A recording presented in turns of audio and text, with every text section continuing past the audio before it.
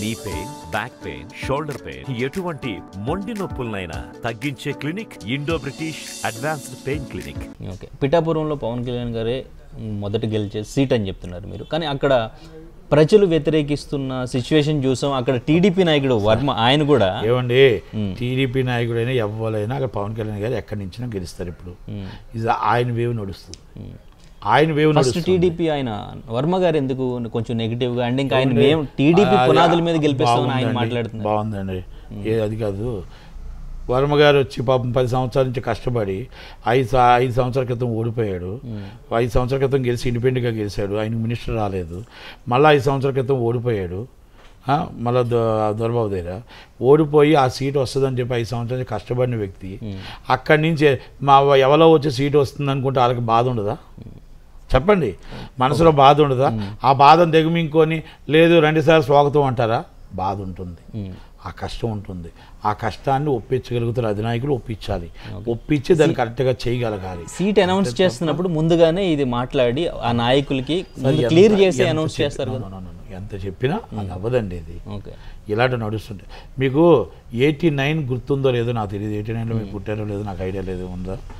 89లో రామారావు గారి ఇంటి ముందు వచ్చి మొత్తం టోటల్గా కిరసనాలు పోసేసుకున్నారు. సీట్లు అనౌన్స్ చేసుకుంటారు. మాకు ఇక్కడ సీటు అక్కడ సీటు ఒక్కొక్క దానికి 4-5. కాంగ్రెస్ గవర్నమెంట్ ఉంది, కాంగ్రెస్ ఫామ్లో ఉంది. అంటే వేవ్ అనేది అది సీట్లు అందరూ వచ్చి ఇవి వస్తాయి. అంటే ఈ అలజడి వస్తుంది. ఎక్కడ అంటే పోటీతత్వం ఎక్కువ ఉంటే అక్కడ జనాలు ఆకర్షిస్తున్నట్లు లెక్క. కనుక అలాగని నేనేమంటున్నానంటే దాన్ని అందరినీ బుజ్జగించడానికి ఒక కమిటీ వేసి జాగ్రత్తగా చేయాలి. కానీ కన్ఫ్యూజ్ ఉందని మాత్రం నేను చెప్పగలుగుతాను. ఇప్పుడు అన్నీ చంద్రబాబు గారి అనేది కరెక్ట్ కాదు. తక్కువ వాళ్ళు అంత పాట వాళ్ళు ఎవరు లేరు అక్కడ. చూశాను కదా, అంత పాట వాళ్ళు ఎవరు లేరు. అంతా భజన పరులే. బాబు 175, 174 వచ్చేస్తున్నాయి మనకి. బాబు ఈరోజు 170కి 70 సీట్లు 1,00,000 మెజార్టీతో గెలిచేస్తున్నాం. 30 సీట్లు ఇలాగ మీద గెలిచేస్తున్నాం అని చెప్పేవాళ్ళే తప్ప ఇక్కడ తప్పు జరుగుతుంది, ఇక్కడ తప్పు జరుగుతుంది బాబు గారి ముందు చెప్పే ధైర్యం, దమ్ము, ధైర్యం ఎవరికి లేదు. లోకేష్ గారికి ఆ ధైర్యం ఉంది. లోకేష్ గారి మాట వినట్లేదు అని నేను అనుకుంటున్నా.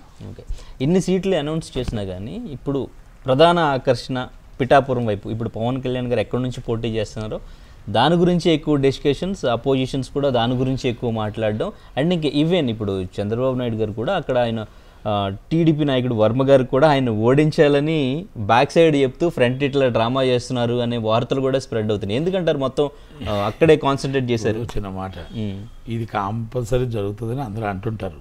కానీ అలాగంతా నేను అనుకోను.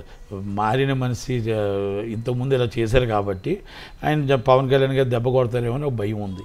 కాకపోతే నేను అలాంటివి అనుకోవట్లేదు. కానీ రెండోది ఏది ఏమైనా పవన్ కళ్యాణ్ గారు రాష్ట్ర అధ్యక్షుడు, ఒక బిగ్ స్టార్ హీరో కనుక అన్నీ ఉంటాయి మన దానికోసం. బట్ అండి లాస్ట్ టైం 2 చోట్ల పోటీ చేసిన గెలవలేదు. నో ఆయన కాన్ఫిడెన్స్ ఓవర్ కాన్ఫిడెన్స్ గెలిపాడు.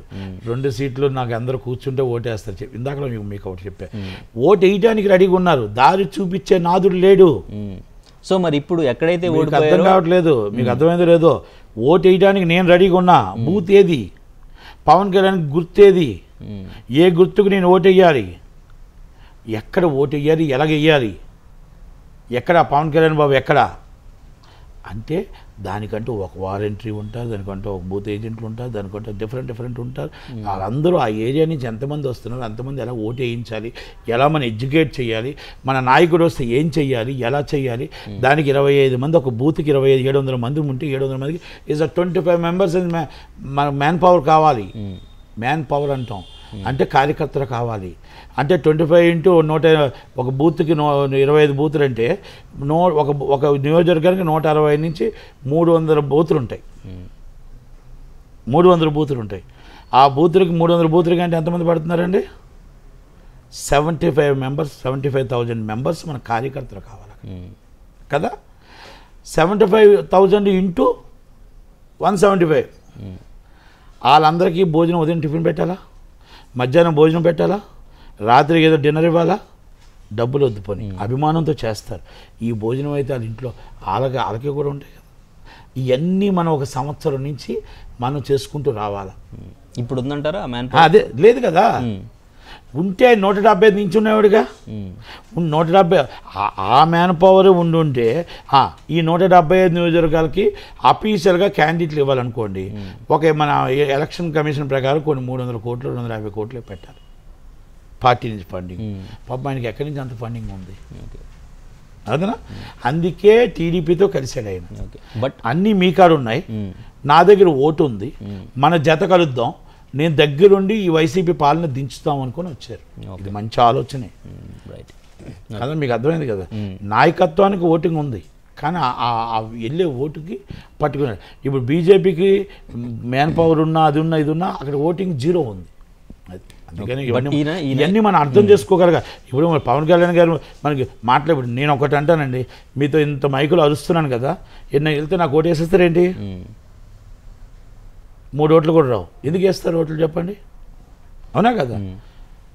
ఆ నియోజకవర్గంలో మనం ఏం చేసాం, ఏం చేయబోతున్నాం, ఎందుకు చేయబోతున్నాం, మా నాయకుడు ఏం చేయబోతున్నాడు, మా నాయకుడు తర్వాత నేను ఎమ్మెల్యేకి వస్తే నేనేం చేస్తాను అనేది అక్కడంతా రావాలి. ఇప్పుడు వచ్చి ఎమ్మెల్యే క్యాండిడేట్లే తెలియదు, ఎక్కడా తెలియదు. ఒక రాత్రి ఎక్కడి నుంచో ఫ్లైట్లో పారాషూట్లో ఓడబడి ఐఎమ్ జనసేన అంటే అయిపోతుందా? ఐఎమ్ టీడీపీ అంటే సరిపోద్దా? ఐఎమ్ వైసీపీ అంటే సరిపోదు. ఆ కార్యకర్తలకు మమేకం అవ్వాలి. ఇవన్నీ మనం తెలియని రాజకీయాలకు నేను చెప్పట్లేదు, అవగాహన కొంతమంది తక్కువ, దానికోసం చెప్తున్నాను. అయితే ఇంతకుముందు ఆయన ఇప్పుడు భీమవరం కానివ్వండి, గాజువాక కానివ్వండి, ఇంతకుముందు ఆయన వెళ్ళారు, అక్కడ అన్నీ చూశారు, అక్కడ ప్రజలతో ఇంతకుముందు మాట్లాడి అక్కడ సమస్యలు తెలుసుకుని అక్కడ నుంచి పోటీ చేశారు. బట్ ఎక్కడైతే ఓడిపోయారో అక్కడ నుంచి పోటీ చేయకుండా ఇప్పుడు పిఠాపురాన్ని ఎంచుకోవడానికి ప్రధానంగా ఆయన కొన్ని కాన్స్టిట్యున్సీలు సర్వే చేయించి ఓడిపోతాను అనుకున్నవి అక్కడ నుంచి పోటీ చేయకుండా పిఠాపురాన్ని సామాజిక వర్గం కూడా బలంగా ఉంటుంది అని ఆయన సెలెక్ట్ చేసుకున్నాడు అనేది. సామాజిక వర్గం ఆయనకి కాదు, ఆయన అన్ని కులాలకి అన్ని మతాలకి నాయకుడు, అన్ని కులాలకి అన్ని మతాలకి హీరో. నేను ఒక్కటే మాట, 170 నియోజకవర్గాలు ఎక్కడి నుంచున్నా ఆయన గెలుస్తాడు, ఎక్కడి నుంచున్నా, ఇంక్లూడింగ్ తెలంగాణ ఎంపీ సీట్ గెలుస్తాడు ఆయన. కాకపోతే నేను ఇందాక ఒక మాట చెప్పాను, నాకు వచ్చిన జనాల్ని నేను ఆ ఓటుగా మలుచుకోవడంలో నేను ఫెయిల్ అవుతున్నాను అనేది మాత్రం ఆయన తెలుసుకోగలగాలి. నేను అడుగుతుంది ఒకటే, వచ్చిన జనాల్ని మనం రాత్రి ఈరోజు వస్తారు ఈరోజు మనకి మా భాషలో చెప్తాను, మా పచ్చ భాషలో చెప్తాను, మేము ప్రీమియర్ షో వేస్తాం, 100 మంది వస్తారు, సూపర్ అన్న అంటారు. ఈ సూపర్ అన్న అన్నోళ్ళు ఒక గ్యాంగ్లు ఉంటే, యావరేజ్ అన్నోళ్ళు ఒకలాగా ఉంటారు, పర్లేదు అన్నోళ్ళు ఒకలాగా ఉంటారు. దీంట్లో మనకు ఎంతమంది బిజినెస్కి వస్తున్నారు, ఎంతమంది ఎలాగెళ్తున్నారు, అసలు ఎంతమంది కొనడానికి వస్తున్నారు ఏంటి అనేది ఆ ఫస్ట్ ప్రీవ్యూలో తెలుసుకోగలగాలి. మా సినిమా భాషలో చెప్పే, అందుకే ఫస్ట్ మీటింగ్లోనే అసలు ఎంతమంది వస్తున్నారు, ఎంతమంది ఇన్ని లక్షల మంది వచ్చారు, ఎన్ని లక్షల మంది మనం ఎలాగ చెప్తే వచ్చారు, ఎందుకు చెప్తే వచ్చారు. చంద్రబాబు నాయుడు గారికి 1,00,000 మంది వచ్చారు, నాకు 1,00,000 మంది వచ్చారు, మన జగన్మోహన్ రెడ్డి గారికి 1,00,000 మంది వచ్చారు. ఓటింగ్ ఎంత వేస్తారు, ఎలాగ వేస్తారు, ఎక్కడి నుంచి వేస్తారు, అసలు ఒక నియోజకవర్గంలో 1,00,000 మంది వస్తే వీళ్ళు ఓటు ఎటు వేస్తారు, ఆ ఓట్ బ్యాంక్ ఎటు పడుతుంది, 18 నుంచి 25 సంవత్సరాల వయసు గల ఉన్న ఓట్లు మనకి ఎక్కడ వేస్తారు, 25 సంవత్సరాలు దాటి 40 సంవత్సరాల లోపల ఎక్కడ వేస్తారు, 50 సంవత్సరాలు దాటి 80 సంవత్సరాల లోపల ఎవరికి వేస్తారు. ఇవన్నీ మొత్తం జస్టిఫై చేసుకుని అదే బూత్ మేనేజ్మెంట్, బూత్ ఏజెంట్ అంటారు. ఓకే, ఇవన్నీ నేను చేశాను కాబట్టి నాకు తెలుసు కాబట్టి నేను చెప్తున్నా. కనుక మనం ఇవన్నీ కూడా అంటే మేము చెప్పడమే మా ధర్మం, కానీ వెయ్యాలో వెయ్యదో ఆయన నిర్ణయం వాళ్ళది. కనుక అందుకే జగన్మోహన్ రెడ్డి గారు ఫెయిల్ అయ్యారు, ఈసారి ఫెయిల్ కారు, పవన్ కళ్యాణ్ గారు ఫెయిల్ అయ్యారు, ఈసారి ఫెయిల్ కారు అంటున్నాను నేను. పిఠాపురం నించుంటో క్యాస్ట్ ఈక్వేషన్లో ఆయన నించోలే, ఈస్ట్ గోదావరి పూర్తిగా జనసేన పట్టులో ఉంది, east Godavari, west Godavari, Visakhapatnam out and out supported in Janasena. కనుక టీడీపీ గెలిచినా జనసేన సపోర్ట్తోనే గెలాలి. ఓకే, ఇది వాస్తవం, ఒప్పుకోవాలి. వాళ్ళు ఈస్ట్ వెస్ట్ కృష్ణా జనసేన సపోర్ట్తోనే గెలాలి. మీకు తిరుపతి కూడా ఇంక్లూడింగ్ జనసేన సపోర్ట్తోనే గెలాలి. బాగా ఉంది వాళ్ళకి, దాన్ని అంత ఈజీ ఏం కాదు. ఒక అమిత్ షా గారు, ఒక మోడీ గారు, చంద్రబాబు గారు వీళ్ళందరూ వచ్చి పవన్ కళ్యాణ్ గారు రండి అంటే కాదు. మీరు ఒకటే గుర్తుపెట్టుకోండి, ఎప్పుడైనా అంతే, రేటింగ్ ఉందంటే సినిమా చూస్తారు, రేటింగ్ లేదంటే సినిమా మానేస్తారు. అలాగే వాళ్ళకి ఓట్ బ్యాంక్ ఉంది అంటేనే పిలుచుకెళ్తారు, లేకపోతే రాదు. అంటే జనసేనకి ఇప్పుడు 21కి ఎన్ని వస్తాయి అంటారు, టీడీపీకి ఎన్ని వస్తాయి, వైసీపీకి ఎన్ని వస్తాయి అంటారు? ఒకటండి, టీడీపీ ఓట్ బ్యాంక్ కానీ జనసేన కరెక్ట్గా సపోర్ట్ చేస్తే 21కి 21 గెలుస్తారు. జనసేన ఈ జనసేన కరెక్ట్గా వీళ్ళు కానీ టీడీపీకి మొత్తం 144 నియోజకవర్గాలకి జనసేన క్యాడర్ కానీ ఫుల్గా అవుట్ అండ్ అవుట్ సపోర్ట్ చేస్తే దీంట్లో అవుట్ అండ్ అవుట్ 80 సీట్లు గెలగలుగుతారు. ఓకే, వాళ్ళు బీజేపీలో నాకు తెలిసి ఒక 3-4 గెలగలుగుతారు. ఎంపీ సీట్లలో నాకు తెలిసి వీరు కరెక్ట్గా ముగ్గురు కరెక్ట్గా సపోర్ట్ చేయగలిగితే వీరు ఇంతకుముందైతే 22 అవుట్ ఆఫ్ 22 సీట్లు గెలిచేవారు.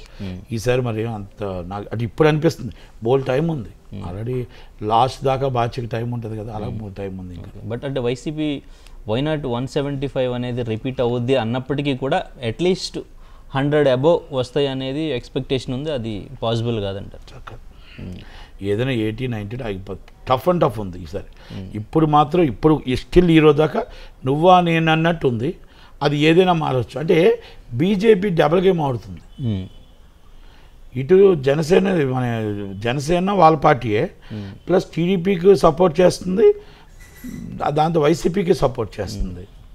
కానీ వైసీపీని తిట్టట్లేదు, వైసీపీ అవినీతి పాలన చెప్పట్లేదు, వైసీపీ గురించి ఒక మాట అనట్లేదు. కనుక వాళ్ళ వల్ల నష్టం వస్తుందేమో అని డౌట్. మరిన్ని వీడియోస్ కోసం ఛానల్ ని సబ్స్క్రైబ్ చేయండి, లేటెస్ట్ అప్డేట్స్ కోసం వాట్సాప్ ఛానల్ ని ఫాలో చేయండి అండ్ లింక్ డిస్క్రిప్షన్ లో ఉంది.